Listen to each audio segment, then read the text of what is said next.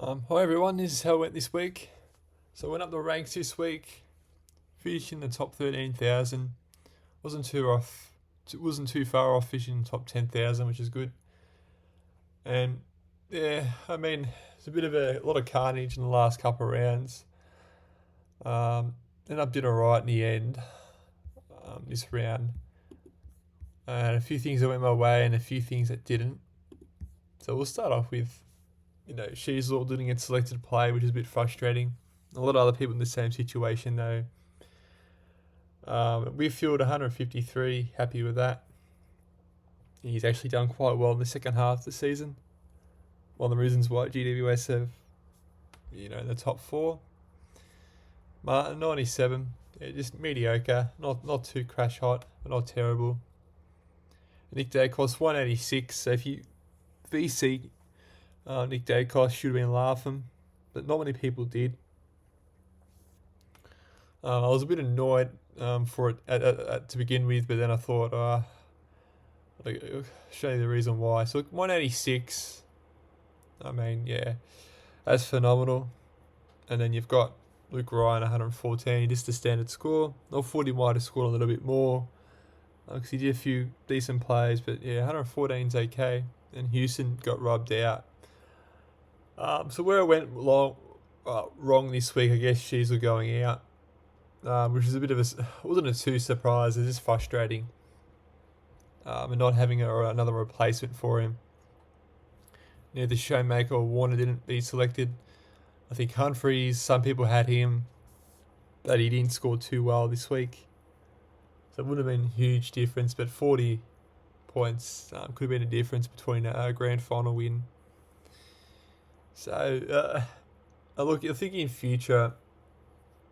What has this taught me is to have, at least some decent coverage, for defenders, or at least make sure they get selected. I did have Ilya, but I think, did he get dropped? I'm not too, can't remember.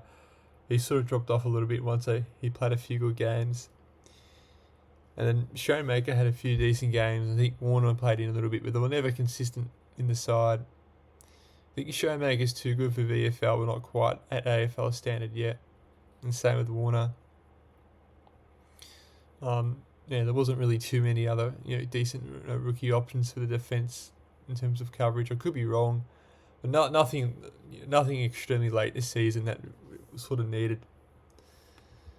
There might be one or two other players, but not many people had them.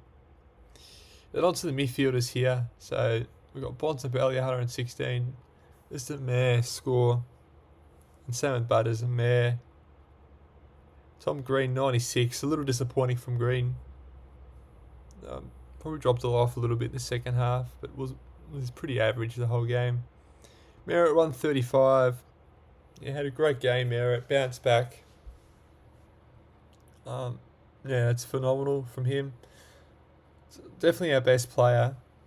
There's just no question about it. Plays fairly consistent. Tries hard. May not be the best. A natural talent. But he's definitely up there in terms of work rate. And Sarong 109, just a standard score from him. Dawson 102, just an average score. Walsh finally does well. It's like 1 in 5 games he does well. Still wasn't good enough to get his side over the line. And then Matt Rao, 113, did okay. Which again, I mean, that's sort of a bit of a pod, so I'm happy about that. Then the bench you had Dowling and then Carroll. Why didn't I select Dowling? I think it was a late in, I believe. I can't quite remember. Either way, it wouldn't have made any difference for the midfield because all these scored significantly higher. It would have been great though if I had at least a defender coverage there. And then you've got the ruck scoring in English, standard scores. I wish I had Sherry. I probably would have been the top 10,000 if I had him instead of English when I traded him.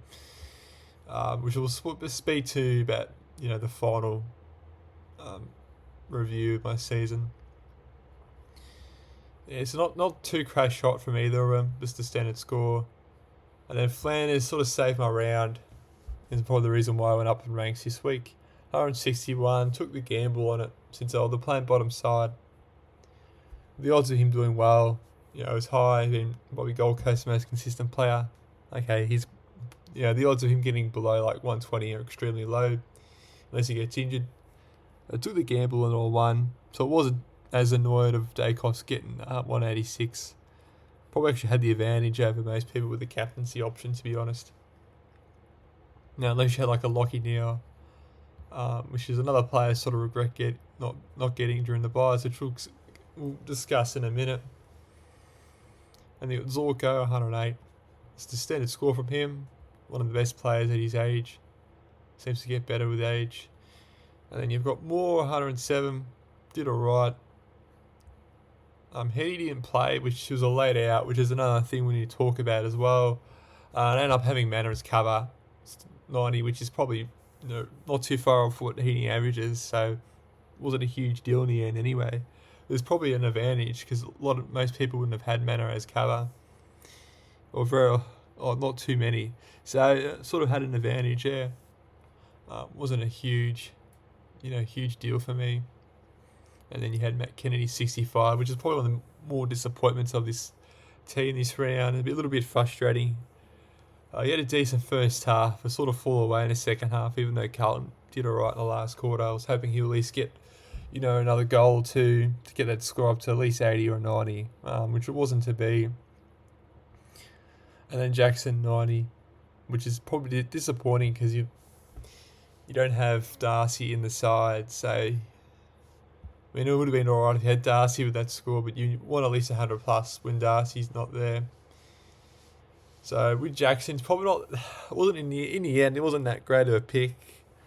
A lot of people did start with him though, largely due to Darcy being out, and there wasn't really too many other options. And even now, it's still one of the better options in the forward line, to be honest. Like averaging 94, it's still better than top 10, I believe, for forwards. So in the end, that's the reason why he was there, even though it probably lost a bit of money from him in the end. Which it doesn't matter if you have him in the side for the whole year anyway. And then Kruger didn't play. So that wraps it up. So not a complete disaster season. We'll just have a look at my history.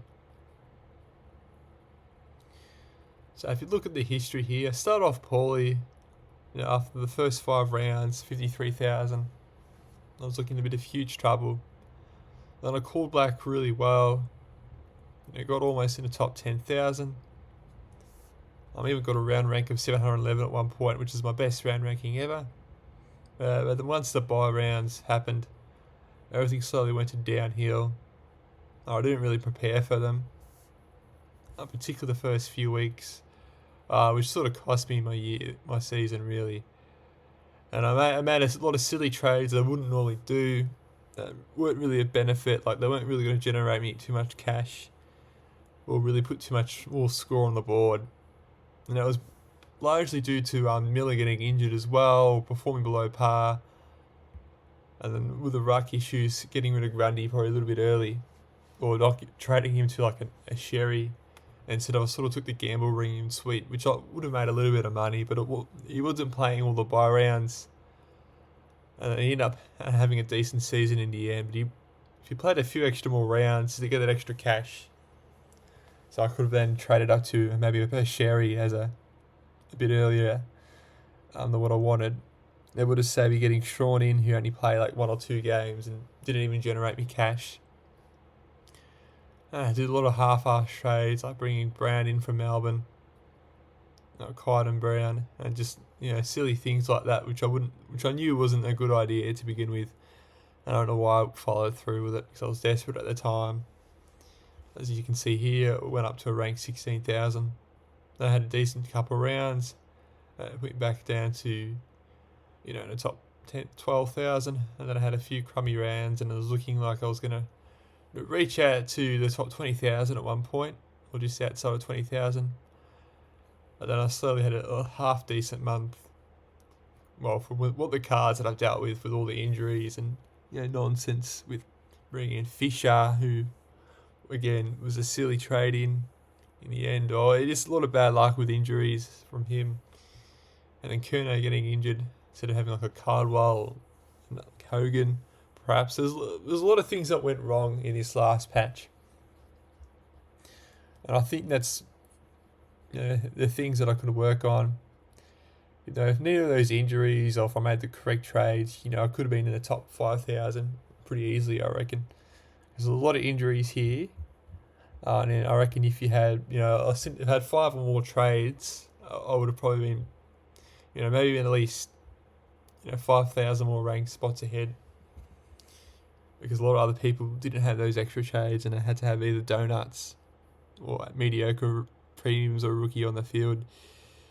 In the end, it didn't finish too far off 10,000 really, so it wasn't too far off my best, overall ranking for the season. But it just, you got to have extra trades, I reckon, for the last few rounds, at least 5 or 6 after the buys. I think I did roughly have that amount, but a lot of it, it was just unexpected injuries and a lot of players getting injured or were performing below par that I wanted. Or just injuries, really. Just bad luck. And then, as I already mentioned, probably shouldn't have got rid of Grundy for Sweet, even though I did make a bit of money. It just didn't quite work out in the end. Those are the risks you take, though. I think in future I'll have to, sort of read that, particularly with the rucks, because that's probably the one line you don't want to, stuff around with, I would say. Because you're going to be losing a lot of points. Because most people would have 2 primo rucks, either throughout the whole year, or at least towards the end. Oh, well, that's a wrap. Not the worst season, but not my best either. I think I'm going to have to learn from these mistakes, and it's just bad luck, a lot of it too. Alright, thank you for watching, and let me know how you went this season.